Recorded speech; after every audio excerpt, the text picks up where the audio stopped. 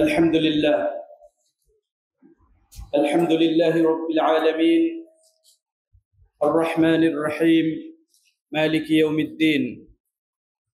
الحمد لله الذي خلق السماوات والأرض وجعل الظلمات والنور ثم الذين كفروا بربهم يعدلون. الحمد لله الذي أنزل على عبده الكتاب ولم يجعل له عوجا قيما لينذر بأسا شديدا من لدنه ويبشر المؤمنين الذين يعملون الصالحات أن لهم أجرا حسنا ماكثين فيه أبدا.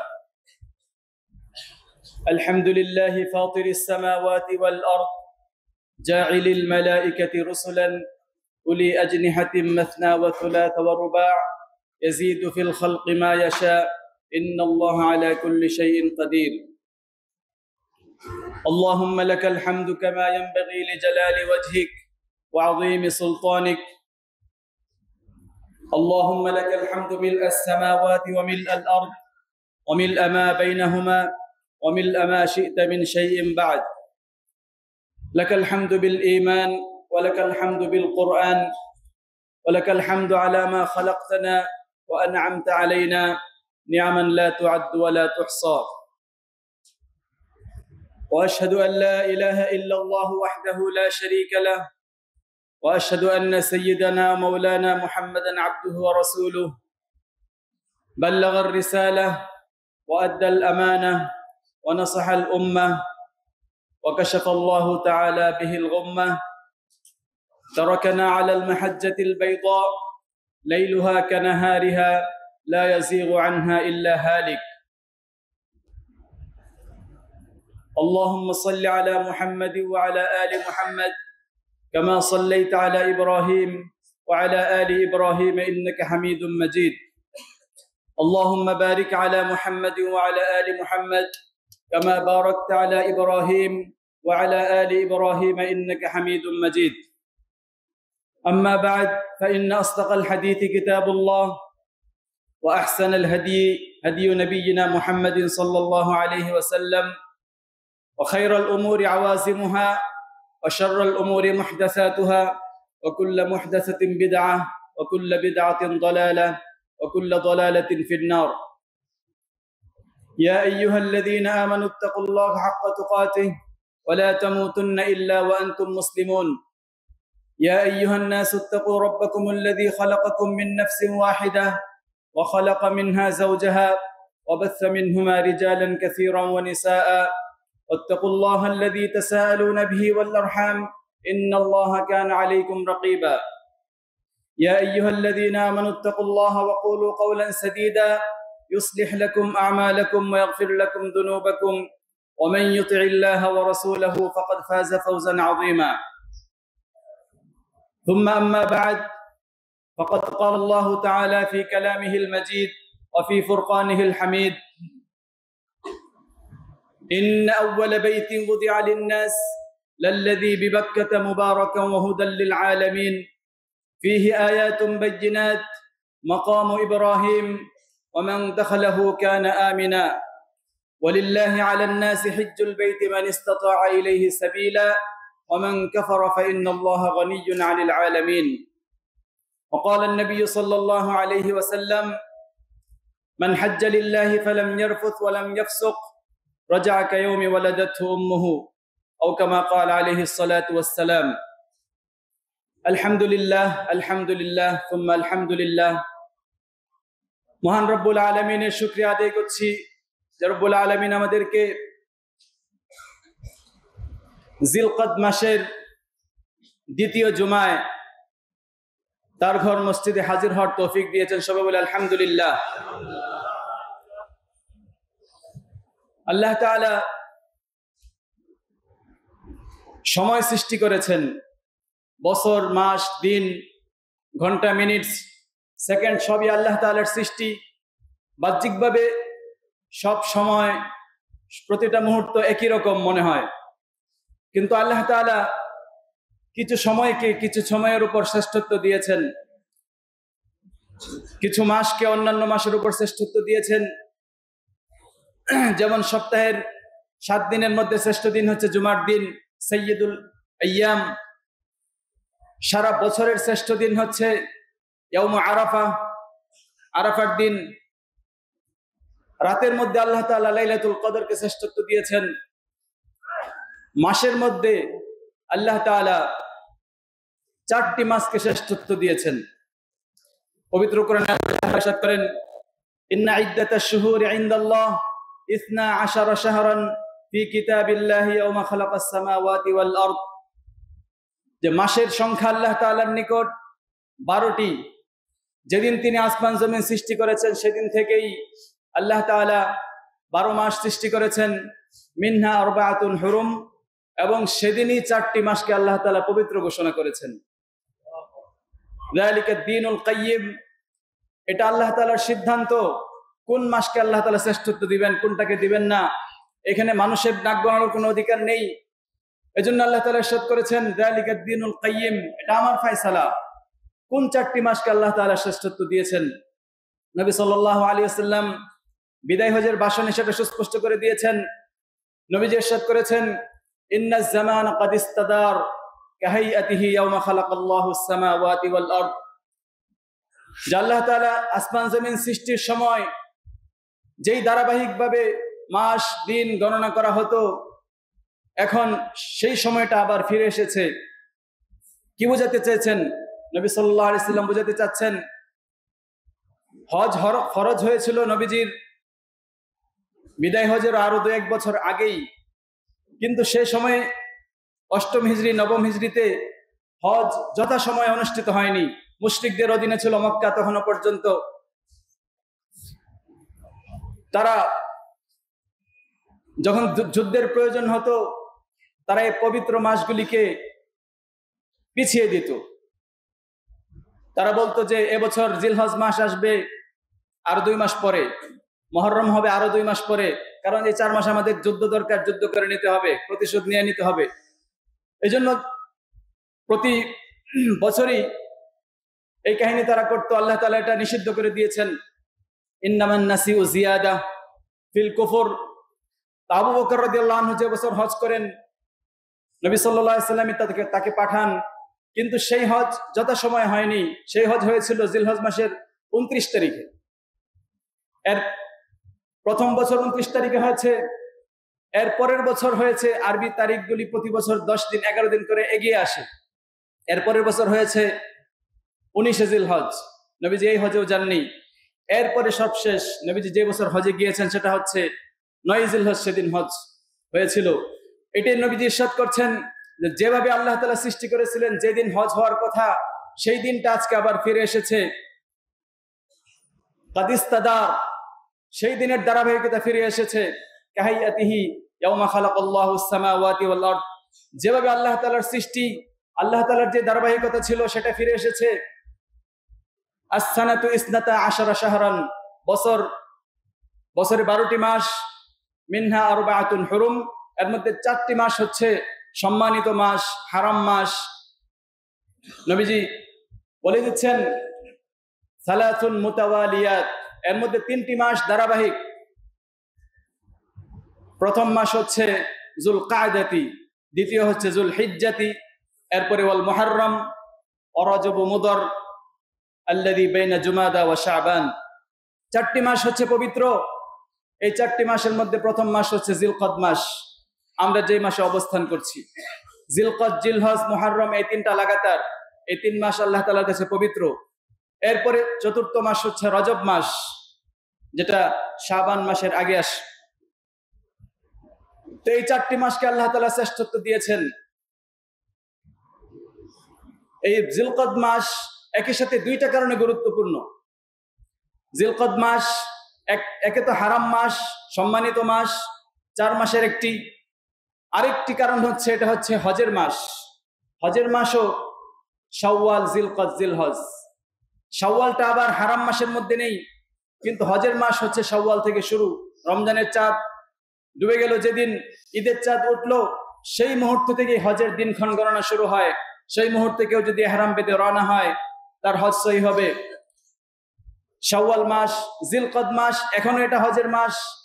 জিল হজের 10 তারিখ পর্যন্ত হজের মাস, এই 2 মাস 10 দিন হজের মাস। তাহলে শাওয়াল, জিলকদ, জিলহজ এর মধ্যেও আছে, হজের মাসের মধ্যেও জিলকদ অন্তর্ভুক্ত, আবার হারাম মাসের মধ্যেও জিলকদ, জিলহজ, মুহররম, রজব এই 4 মাসের মধ্যেও জিলকদ। এই 2 দিক থেকে জিলকদ মাসের মর্যাদা এত বেশি। আরো মর্যাদা হচ্ছে নবী সাল্লাল্লাহু আলাইহি ওয়াসাল্লাম জীবনে 4টা উমরা করেছেন। ইতামারান নবী সাল্লাল্লাহু আলাইহি ওয়াসাল্লাম আরবা উমারিন, নবীজি একবার হজ করেছেন, 4 বার উমরা করেছেন। এর মধ্যে 3টা উমরাই করেছেন জিলকদ মাসে। হুদাইবিয়ার সন্ধি যখন হয়, ওই সময় নবী সাল্লাল্লাহু আলাইহি ওয়াসাল্লাম উমরার উদ্দেশ্যে ইহরাম বেঁধে এসেছিলেন মদিনা থেকে, কিন্তু মক্কার লোকেরা ঢুকতে দেয়নি। নবীজি ইহরাম ভেঙে ফেলেন, চলে যেতে বাধ্য হন। পরের বছর উমরা করতে আসেন, একই মাসে জিলকদ মাসে আসেন। সেই বছর তিনি উমরা করেন। এরপরে জেলরানা থেকে আরেকটা উমরা করেছিলেন, সেটাও এই জিলকদ মাসে হয়েছিল। এই 3টি উমরা নবীজি করেছিলেন জিলকদ মাসে। আর 4র্থ যে উমরা, সেটা তো নবীজি হজের সাথে করেছেন জিলহজ মাসে। তাহলে দেখা যাচ্ছে জিলকদ মাস উমরা করেছেন, 3টা উমরা জিলকদ মাসে করেছেন। আরেকটি ফজিলতের কারণ হচ্ছে জিলকদ মাস মুসা আলাইহিস সালামের সাথে সংশ্লিষ্ট। বনি ইসরাইল ফেরাউন ধ্বংস হওয়ার পর মুসা আলাইহিস সালামের কাছে আবেদন করলো, যে এতদিন ফেরাউনের অধীনে ছিলাম, তার সংবিধান মেনেছি, এখন আমরা স্বাধীন হয়েছি, এখন আল্লাহর দেওয়া সংবিধান মানতে চাই, আপনি আল্লাহর কাছ থেকে কিতাব নাজিল করার ব্যবস্থা করুন। আল্লাহ তাআলার কাছে মুসা আলাইহিস সালাম আবেদন করলেন যে বনি ইসরাইল আসমানি কিতাব চাচ্ছে। আল্লাহ তাআলা তখন ওয়াদা দিলেন, ওয়া'আদনা মূসা 30 লাইলাতান ওয়া আতমামনাহা বি10, যে ঠিক আছে, তাওরাতের ওয়াদা আমি দিচ্ছি, এজন্য আপনাকে 30 দিন লাগাতার রোজা রাখতে হবে। বনি ইসরাইলের সাহচর্য ত্যাগ করে আলাদা থাকতে হবে। নবী সাল্লাল্লাহু আলাইহি ওয়াসাল্লাম আমরা জানি ওহী নাজিল হওয়ার আগে মক্কার লোকজন থেকে পৃথক হয়ে গিয়েছিলেন, গারে হিরায় অবস্থান করতেন, লাগাতার দিনকে দিন মাসকে মাস সেখানে থাকতেন, নির্জনতার অবস্থায় ওহী নাজিল হয়েছিল। তো তাওরাত যখন আল্লাহ তাআলা দিবেন মুসা আলাইহিস সালামকে, তখনও মুসা আলাইহিস সালামকে আল্লাহ তাআলা পৃথক করে নিচ্ছেন। এবং এই জিলকদ মাস 30 দিনই তিনি রোজা রেখেছিলেন, 30 লাইলাতান। 30 দিন রোজা থাকার পর কোন কোন বর্ণনায় আসছে তিনি মুখের আল্লাহ তাআলার সঙ্গে সাক্ষাৎ করতে যাবেন, আল্লাহ তাআলা কথা বলবেন, এই জন্য তিনি পবিত্র হওয়ার জন্য মিসওয়াক করেন, মুখের দুর্গন্ধ দূর করার জন্য। আল্লাহ তাআলা তখন আরো 10টি রোজা তাকে বাড়িয়ে দেন। সেই 10টি রোজা হচ্ছে জিলহজ মাসের সেই 10 দিন। তাহলে এই তাওরাত নাজিল হওয়ার প্রেক্ষাপট এই জিলকদ মাসে শুরু হয়েছিল। জিলকদ মাস, এই মাসে মুসা আলাইহিস সালামকে আল্লাহ তাআলা ডেকে নিয়েছিলেন যে আপনি 40 দিন রোজা রাখবেন, রোজা রাখা যেদিন শেষ হবে সেদিন আপনার সঙ্গে আমার কথা হবে। তাওরাত কিতাব আল্লাহ তাআলা এরপরে দান করলেন। এই নানাবিধ কারণে জিলকদ মাস গুরুত্বপূর্ণ। তাহলে জিলকদ মাস হচ্ছে হারাম মাস, সম্মানিত মাস, কিন্তু এটার চর্চা আমাদের সমাজে নেই। আমরা শুধু রমজান মাসকেই পবিত্র মনে করি, কিন্তু আসলে রমজান মাস পবিত্র না, মানে হারাম না, যেটা এই অর্থে পবিত্র। হারাম মানে পবিত্র, হারাম মাস পবিত্র মাস, এই অর্থে রমজান মাস পবিত্র না, অর্থাৎ হারাম না। রমজান মাস কোরআন নাজিলের কারণে মর্যাদাবান, কিন্তু রমজান মাসে যুদ্ধ নিষিদ্ধ না, বরং যুদ্ধ রমজান মাসেই করতে হয়। বদর যুদ্ধ রমজান মাসে হয়েছিল, মক্কা বিজয় রমজান মাসে হয়েছিল, স্পেন বিজয় রমজান মাসে হয়েছে, বাইতুল মুকাদ্দাস বিজয় ওমর রাদিয়াল্লাহু আনহুর সময় যেটা হয়েছিল সেটাও রমজান মাসে হয়েছিল। রমজান মাস হচ্ছে যুদ্ধের মাস, হারাম হচ্ছে যেই মাসে যুদ্ধ করা যায় না। তো জিলকদ, জিলহজ, মুহররম এই 3 মাস হচ্ছে হারাম মাস, সম্মানিত মাস, যুদ্ধ করা যায় না, যুদ্ধ নিষিদ্ধ, কিন্তু এটার চর্চা আমাদের সমাজে নেই। আল্লাহ তাআলা পবিত্র কোরআনে ইরশাদ করেন এই 4 মাসের মর্যাদা কত বেশি। যালিকা দ্বীনুল কাইয়্যিম ফালা তাযলিমু ফীহিন্না আনফুসাকুম। এই 4 মাসের ব্যাপারে আল্লাহ তাআলা ইরশাদ করছেন এই 4টি মাসের মধ্যে তোমরা জুলুম করবে না, অত্যাচার বাড়াবাড়ি করবে না। জুলুম সবসময় নিষিদ্ধ। আয-যুলমু যুলুমাতুন ইয়াওমাল কিয়ামাহ, নবী ইরশাদ করেছেন জুলুম এটা কিয়ামতের দিন বান্দার জন্য অন্ধকার হয়ে দেখা দিবে। অন্ধকার মানে কি? পুলসিরাতে অন্ধকার থাকবে, যার যতটুকু আমল থাকবে সে ততটুকু নূর পাবে, এটা দেখে সে জান্নাতের পথে এগিয়ে যাবে। কিন্তু জুলুম যারা করবে পৃথিবীতে, এদের জন্য কোনো আলোর ব্যবস্থা থাকবে না, তার সামনে শুধুই অন্ধকার থাকবে। তো জুলুম নিষিদ্ধ। জুলুমের অর্থ শুধু আরেকজনের উপর জুলুম না, আরেকজনের সম্পদ গ্রাস করাই জুলুম না। কোরআনের এই শব্দটা অত্যন্ত ব্যাপক। আমরা নামাজের মধ্যে দোয়া মাসুরায় বলে থাকি, আল্লাহুম্মা ইন্নী যালামতু নাফসি, যে আল্লাহ আমি নিজের উপর জুলুম করেছি। তাহলে জুলুম নিজের উপর হয়। রব্বানা যালামনা আনফুসানা, আদম আলাইহিস সালাম বলছেন যে আমরা নিজেদের উপর জুলুম করেছি। ওই যে নিষিদ্ধ গাছের ফল খেয়েছিলেন। মুসা আলাইহিস সালাম যখন এক কিপ্তিকে হত্যা করলেন ভুলক্রমে, তখনও তিনি এই কথাই বলেছিলেন, রব্বি ইন্নী যালামতু নাফসি ফাগফিরলি ফাগফারা লাহ, যে আল্লাহ আমি নিজের উপর জুলুম করেছি। যে কোনো অন্যায়কে জুলুম বলা হয় আরবিতে। যে কোনো অন্যায়, গুনাহের কাজ মানেই হচ্ছে জুলুম। গুনাহের কাজ সারা মাসেই নিষিদ্ধ, সারা বছরই নিষিদ্ধ, কিন্তু নিষেধাজ্ঞার মাত্রা বেড়ে যায় এই 4 মাসে। যেমন হারাম শরীফ মক্কার ব্যাপারে আমরা জানি, মক্কা মদিনাতে স্থান যত সম্মানিত হয়, সময় যত সম্মানিত হয়, স্থানের সম্মানের কারণে, সময়ের সম্মানের কারণে ইবাদতের ডিগ্রি বেড়ে যায়, আবার গুনাহের ভয়াবহতাও বেড়ে যায়। লাইলাতুল কদরে কেউ যদি নামাজ পড়ে 1 রাত, যেহেতু সম্মানিত রাত, এজন্য সে 1000 মাসের নেকি অর্জন করে। মক্কায় যদি অবস্থান করে একদিন ফজর পড়ে 1 লক্ষ দিন ফজর পড়ার সমান হয়ে যায়। 1 লক্ষ দিন ফজর পড়লে তাকে 200 থাকতে হবে, পেয়ে যায়। নেকির মর্যাদা বেড়ে যায়, গুনাহেরও ভয়াবহতা বেড়ে যায়।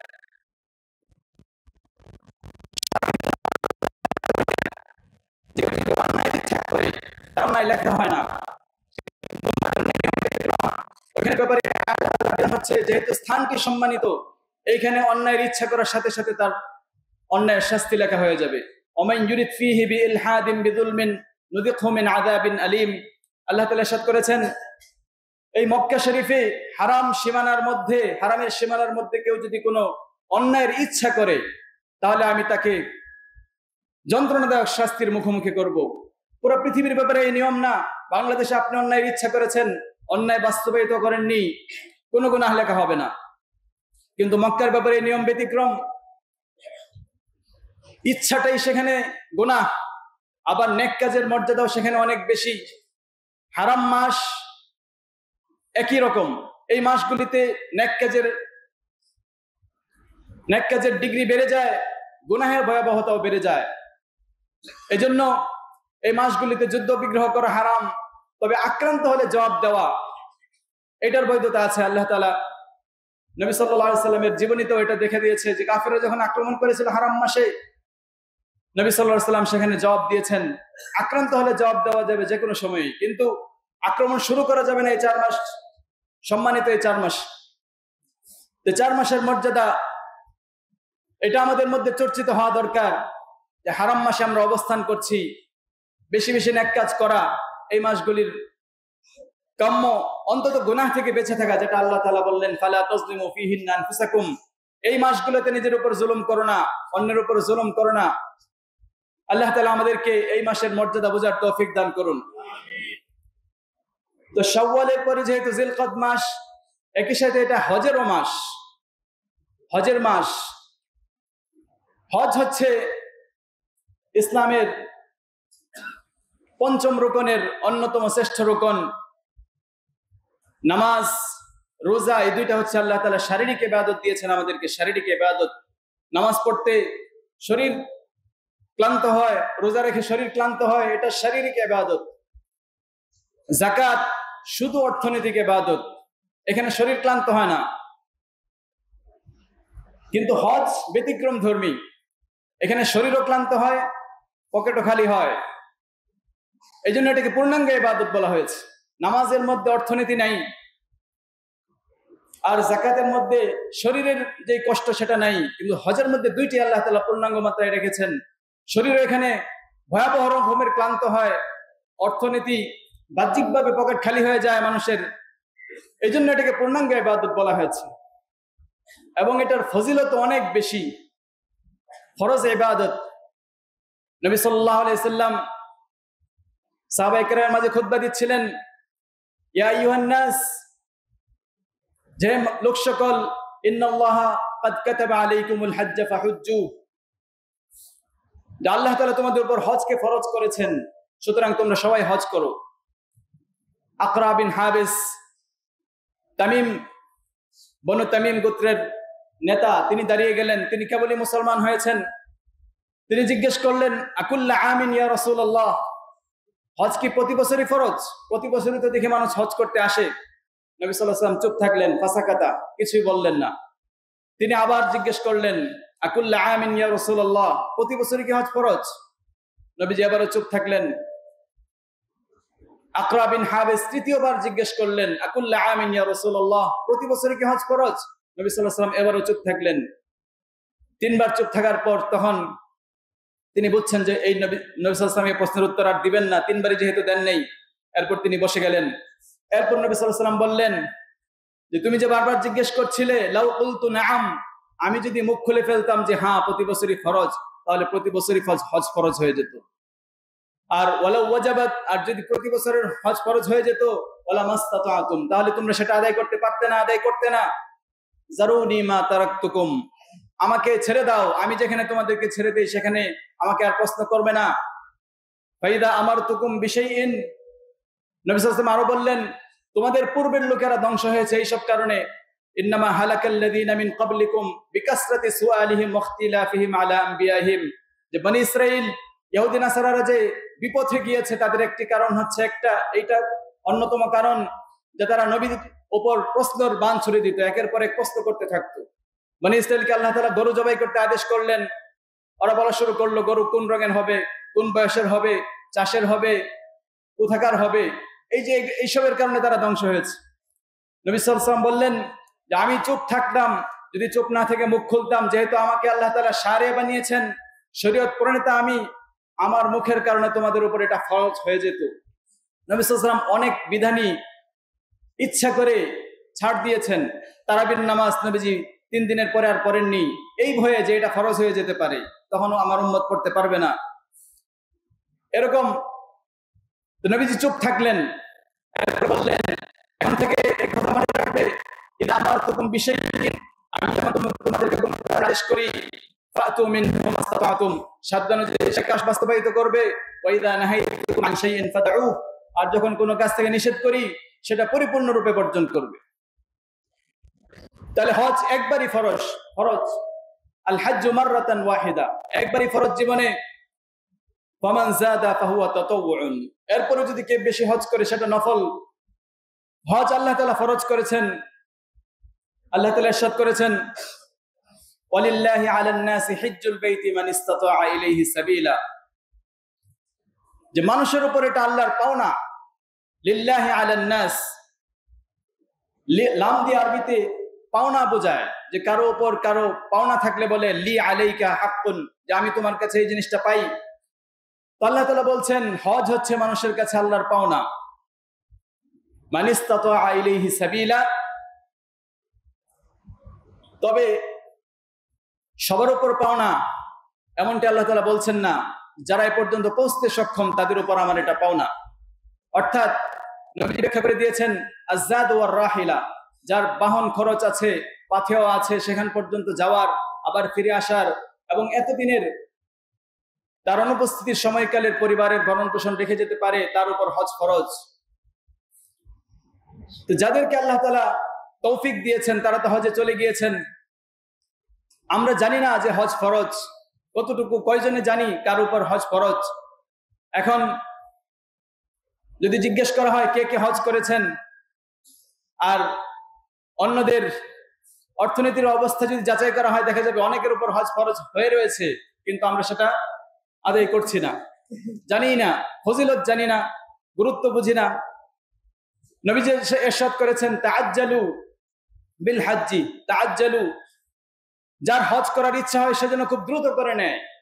ফাইন্না আহাদাকুম লা ইয়াদরি মা ইয়ারিদু লাহু, কারণ কেউ জানে না পরবর্তীতে সে কি পরিস্থিতির মুখোমুখি হবে। হজের ফরজ হওয়ার পর যদি কেউ আদায় না করে, নবী সাল্লাল্লাহু আলাইহি সাল্লামের ভবিষ্যৎবাণী, নবীজি বলেছেন, ইন্না আবদান, আমি যদি কোনো বান্দাকে সাহহাতু লাহু জিসমাহু, তার শরীরকে আমি সুস্থ রেখেছি, ওয়াসাতু আলাইহি ফিল মাঈশা, এবং তাকে অর্থনৈতিক সমৃদ্ধি দিয়েছি, তামদি আলাইহি খামসাতু আওয়াম, এই অবস্থাতে যদি 5টি বছর অতিক্রান্ত হয়ে যায়, তার টাকাও আছে, শরীর অসুস্থ আছে, কিন্তু 5 বছর চলে গেল, এখনো সে হজে আসলো না, লা ইয়াফিদু ইলাইয়া লা মাহরুম, সে হচ্ছে বঞ্চিত, সে হচ্ছে কপাল পোড়া।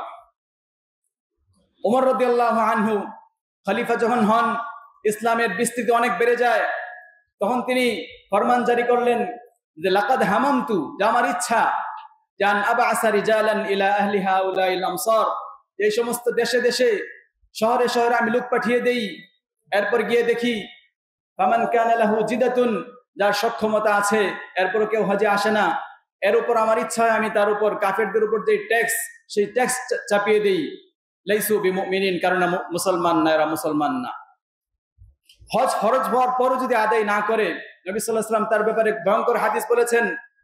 নবীজি ইরশাদ করেছেন, মান কানা লাহু জিদাতুন, কারো যদি হজের সক্ষমতা থাকে এরপর সে যদি হজে না আসে,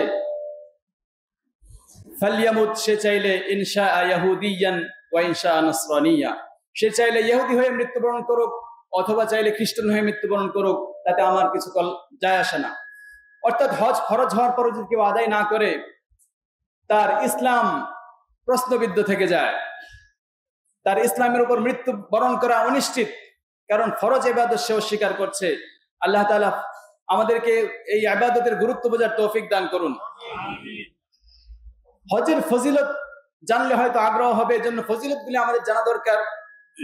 নবী সাল্লাল্লাহু আলাইহি সাল্লাম হজের ফজিলত বলেছেন, দুনিয়াতে আমরা যেই সমস্যার সমাধান খুঁজি, দুনিয়াতে অনেক সমস্যা আমাদের, এর মধ্যে প্রধান সমস্যা হচ্ছে অভাব, আর আখিরাতের যে প্রধান সমস্যা সেটা হচ্ছে আমাদের গুনাহ।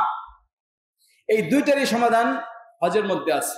নবীজি ইরশাদ করেছেন, তাবিউ বাইনাল হজ্জ ওয়াল উমরাহ, তোমরা হজ এবং উমরা লাগাতার করতে থাকো, ফাইন্নাহুমা ইয়ানফিয়ানিল ফাকরা ওয়াদ দুনুব, কারণ হজ উমরা এটা মানুষের অভাবকে এমন ভাবে দূর করে দেয়, কামা ইয়ানফিল কিরু খাবাসাল হাদিদ, যেমন কামারের হাপর আগুন যেমন লোহার মরিচা দূর করে দেয়, হজ উমরা মানুষের অভাবকে এবং গুনাহকে তেমন ভাবে দূর করে দেয়। সুবহানাল্লাহ। তাহলে দুনিয়ার সমস্যা যেটা অভাব, এটা দূর হয়ে যাবে কেউ যদি হজে যায়, উমরা করে। বাহ্যিকভাবে মনে হবে যে তার তো টাকা খরচ হয়ে যাচ্ছে, কিন্তু নবীজির কথা এমনই, বাহ্যিকের উল্টাটাই হচ্ছে ঈমান। খরচ করে দেখো, আল্লাহ তাআলা অভাব দূর করে দিবেন। আখিরাতের সমস্যা হচ্ছে তার গুনাহ, এই গুনাহ মিটিয়ে দিবেন। নবীজি ইরশাদ করেন, মান হাজ্জা লিল্লাহ, কেউ যদি আল্লাহর জন্য হজ করে, ফালাম ইয়ারফুস ওয়ালাম ইয়াফসুক, হজে সে জবান দ্বারা কোনো গুনাহ করেনি, ওয়ালাম ইয়াফসুক, বা লজ্জাস্থান কেন্দ্রিক কোনো গুনাহ করেনি, কোনো ধরনের গুনাহ সে করেনি, নিষ্পাপ শিশুর মতো সে ফিরে আসে। সুবহানাল্লাহ।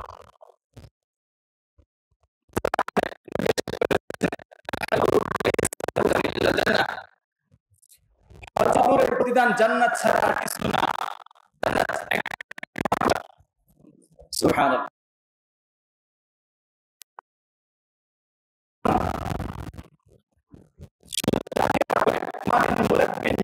কোন মুমিন যখন তালবিয়া পাঠ করে, ইল্লা লাব্বা মা আন ইয়ামিনিহি মিন শাজারিন আও হাজারিন আও মাদারিন হাত্তা তাতকাতি আল আরদু মিন হাহুনা ওয়া হাহুনা, কেউ যদি হালাল মাছ হালাল সম্পদ খরচ করে হজ করতে যায়, তালবিয়া পাঠ করার সাথে সাথে নবীজি ইরশাদ করছেন, তার ডানে এবং বামে যত পাথর, যত গাছপালা, যত তরুলতা আছে, এই সব কিয়ামতের দিন তার পক্ষে সাক্ষী দেবে। সুবহানাল্লাহ।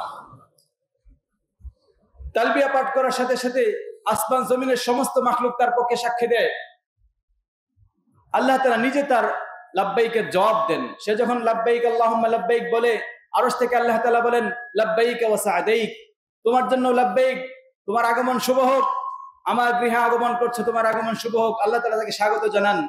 আল্লাহ তাআলা তখনই ঘোষণা দেন, হাজ্জুকা মাবরুর, তোমার হজ মাবরুর হবে। গায়রু মাযুর, তোমার হজে কোনো গুনাহ থাকবে না। আর যদি কেউ হারাম মাল দিয়ে হজ করে, উল্টাটা ঘোষণা আসে, লা লাব্বাইকা ওয়ালা সাদাইক, যে তোমার জন্য আমার দরজা খোলা নাই, তোমার জন্য কোনো শুভ বার্তা নেই। নাফাকাতুকা মাযুর গায়রু মাযুর, হাজ্জাতুকা মাযুর, তোমার হজ এটা পাপের রঙে রঙিন, এখানে কোনো পুণ্যের আশা তুমি করতে পারো না। এই জন্য হজের জন্য হালাল সম্পদ, হালাল মাল হওয়া জরুরি। তো তালবিয়া পাঠের সাথে সাথে আসমান জমিনের সবাই তার পক্ষে সাক্ষী দেয়।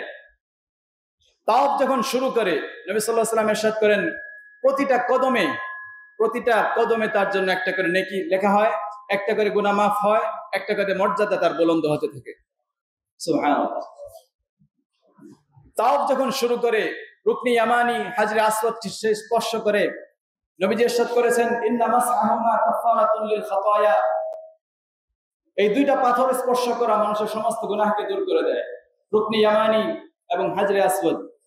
হাজরে আসওয়াদের ফজিলত এত বেশি, নবীজি ইরশাদ করেছেন, লা ইয়াতিয়ান্না হাযাল হাজারু ইয়াউমাল কিয়ামাহ, কিয়ামতের দিন এই হাজরে আসওয়াদকে আল্লাহ তাআলা হাশরের ময়দানে উপস্থিত করবেন। লাহু আইনানি ইউবসিরানি বিহি, তার দুইটা চোখ থাকবে, এই চোখ দিয়ে সে দেখবে। ওয়া লিসানুন ইয়ানতিক, এবং একটা জবান থাকবে, সেই জবান দিয়ে কথা বলবে। ইয়াশহাদু আলা কুল্লি মান ইসতালামাহু বিহাক্কিন, এই জবান দিয়ে এবং চোখ দিয়ে সে দেখিয়ে দিবে কে কে তাকে স্পর্শ করেছে। সুবহানাল্লাহ। এই যে এদের সবার ঈমানের পক্ষে হাজরে আসওয়াদ নিজে সাক্ষী দিবে।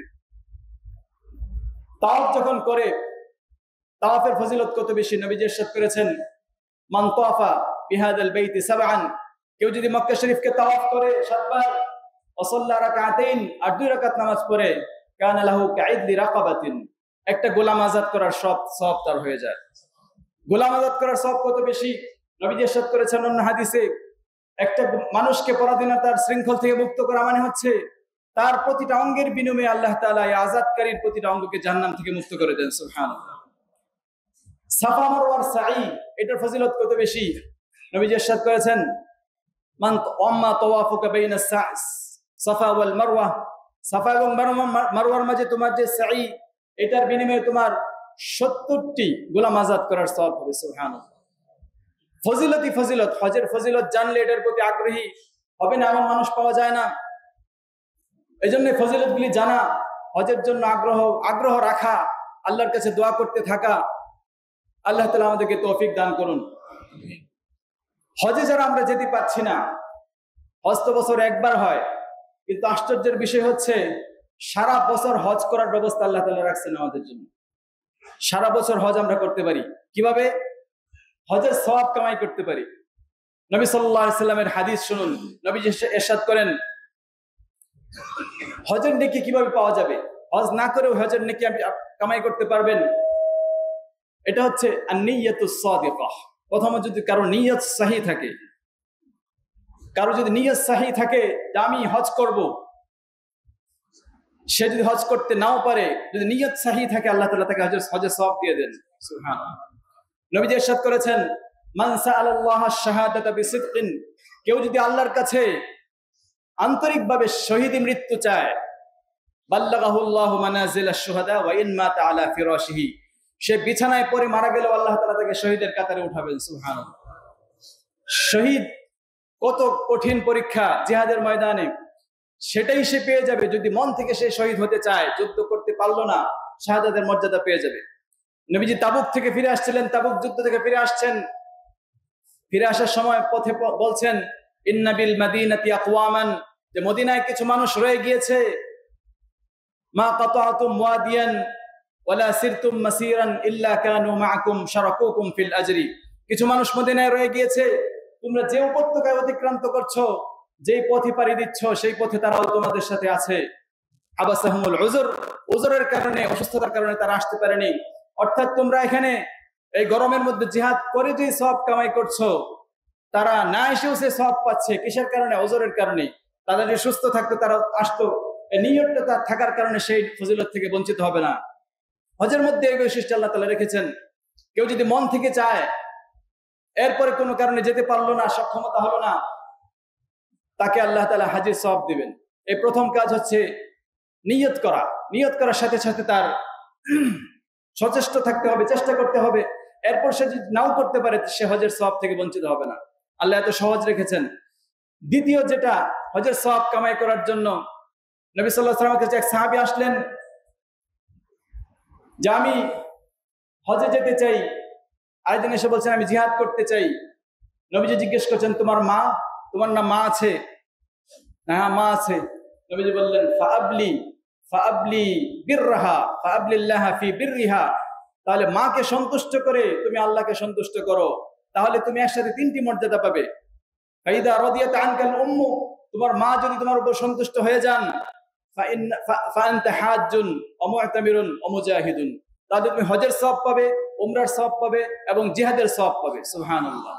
এজন্য যার মা আছে তার আর হজের দরকার এই অর্থে নাই, মানে নেকি সে ঘরে ঘরে কামাইতে পারে, প্রতিদিন সে কামাতে পারে। এত বড় ফজিলত আল্লাহ তাআলা রেখেছেন মায়ের খেদমতের মধ্যে। তৃতীয় হচ্ছে ইশরাকের নামাজ। সহিহ হাদিস সবগুলি নবীজি ইরশাদ করেছেন মান সাল্লাল ফজর ফি জামাআতিন, কেউ যদি ফজরের নামাজ জামাতে পড়ে, সুম্মা জালাসা ইয়াজকুরুল্লাহ, এরপরে সে যেখানে নামাজ পড়েছে সেখানেই বসে থাকলো, আল্লাহর জিকির করতে থাকলো, হাত্তা তাতলু আশ-শামস, সূর্য ওঠা পর্যন্ত, সুম্মা কামা ফারাকা রাকাতাইন, এরপর দাঁড়িয়ে মাত্র 2 রাকাত নামাজ পড়ে, কুতিবাত লাহু হাজ্জাতুন ওয়া উমরাতুন তাম্মাতুন তাম্মাতুন তাম্মাতুন, নবীজি 3 বার বলেছেন তার একটি হজ এবং একটি উমরার সওয়াব হবে। 3 পূর্ণাঙ্গ হজ, পূর্ণাঙ্গ উমরা, পূর্ণাঙ্গ হজ, পূর্ণাঙ্গ উমরা, পূর্ণাঙ্গ হজ, পূর্ণাঙ্গ উমরা। সুবহানাল্লাহ। তাহলে প্রতিদিন আমি হজের নেকি কামাই করতে পারি যদি একটু কষ্ট করি, একটু যদি আমার সদিচ্ছা থাকে। ইশরাকের নামাজ, এরপরে হজের সওয়াব কামাই করা যাবে। নবীজি ইরশাদ করেছেন মান খারাজা মিন বাইতিহি মুতাতাহহিরান, কেউ যদি তার ঘর থেকে ওযু করে বের হয়, ইলা মসজিদিন মিন মাসাজিদিল্লাহ, আল্লাহর কোন মসজিদের দিকে, লিওয়াদ্দিয়া ফারিদাতাম মিন ফারাইদিল্লাহ, কোন ফরজ ইবাদতের উদ্দেশ্যে, এই যে জুমার জন্য এসেছেন, হজের সওয়াব কামাই করে ফিরে যাবেন। সুবহানাল্লাহ। এত সহজ আল্লাহ রেখেছেন। ওযু করে যদি কেউ ঘর থেকে বের হয় কোন ফরজ নামাজের উদ্দেশ্যে, সে একটি হজের সওয়াব পায়। সুবহানাল্লাহ। অন্য হাদিসে নবী ইরশাদ করেন কেউ যদি সালাতুদ দুহা, এই চাশতের নামাজ, সকাল এবং দুপুরের মাঝখানে 2 রাকাত বা 4 রাকাত নামাজ, এটা পড়ার উদ্দেশ্যে মসজিদে আসে, সে একটি উমরার সমান সওয়াব পায়। সারা বছর এই হজ এবং উমরার সওয়াব আমাদের জন্য খোলা আছে। আল্লাহ তাআলা আমাদেরকে এই ইবাদতগুলি লালন করার তৌফিক দান করুন। আমিন। হজ না করার পরিণতি, হজ তো করতে পারলাম না, হজের নেকির প্রতি আমার কোনো আগ্রহ নেই, হজও কামাই করি নেই, হজের যে বিকল্প ব্যবস্থা আল্লাহ তাআলা রেখেছেন সেগুলি আমরা কামাই করছি না, এটা হবে চূড়ান্ত বঞ্চনা। আল্লাহ তাআলা আমাদেরকে তৌফিক দান করেন, হারাম মাসের মর্যাদা যেন আমরা দিতে পারি, হজের নেকি যেন আমরা কামাই করতে পারি। হাজীদেরকে আল্লাহ তাআলা ভিআইপি মর্যাদা দিয়েছেন। আল্লাহ তাআলা ইরশাদ করেছেন আল হুজ্জাজ ওয়াল উম্মার ওয়াফদুল্লাহ, হজকারী উমরাকারী হচ্ছে আল্লাহর মেহমান। 3 ধরনের মানুষকে আল্লাহ তাআলা মেহমান বলেছেন। এক হচ্ছে আল্লাহর পথে যে যুদ্ধ করতে যায়, সে আল্লাহর প্রতিনিধি, আল্লাহর মেহমান, আল্লাহ তাআলা তার জন্য মেহমানদারির ব্যবস্থা করেছেন। হজ করতে যে যায়, উমরা করতে যে যায়, হজ, উমরা এবং জিহাদ, এই 3 শ্রেণী হচ্ছে আল্লাহ তাআলার মেহমান। মুজাহিদ, হজকারী এবং উমরাকারী। নবীজি ইরশাদ করেছেন মান খারাজা, কেউ যদি বের হয়, 3 ধরনের ব্যক্তি আল্লাহ তাআলার দায়িত্বে, সালাসাতুন ফি দামানিল্লাহ, 3 ব্যক্তির নিরাপত্তার দায়িত্ব আল্লাহ তাআলার।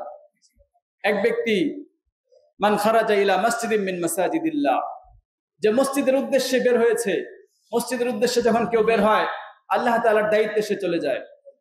হজের উদ্দেশ্যে যে বের হয় আল্লাহ তাআলার নিরাপত্তার দায়িত্বে সে চলে যায়। জিহাদের উদ্দেশ্যে কেউ বের হলে সে আল্লাহ তাআলার নিরাপত্তার দায়িত্বে চলে যায়। এজন্য এই নেকিগুলো কামাই করার চেষ্টা করি। আল্লাহ তাআলা আমাদেরকে তৌফিক দান করুন। আকুলু কওলি হাযা ওয়া আস্তাগফিরুল্লাহ লি ওয়া লাকুম ওয়া লিসাইরিল মুসলিমিনা ফাস্তাগফিরুহু ইন্নাহু হুয়াল গফুরুর রহিম।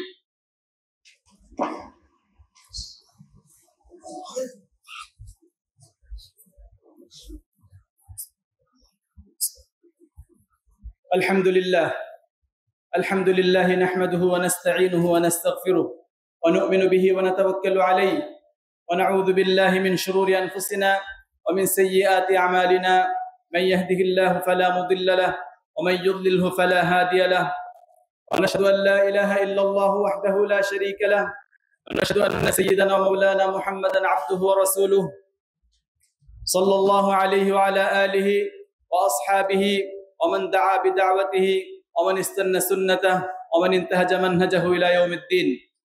ثم أما بعد، فاعلموا معشر الحاضرين أن الله سبحانه وتعالى أمركم بأمر بدأ فيه بنفسه ثم ثنى بملائكة قدسه ثم ثلث بكم من برية جنه وإنسه فقال: ولم يزل قائلا كريما تشريفا لقدر حبيبه تعظيما وتبجيلا: إن الله وملائكته يصلون على النبي يا أيها الذين آمنوا صلوا عليه وسلموا تسليما.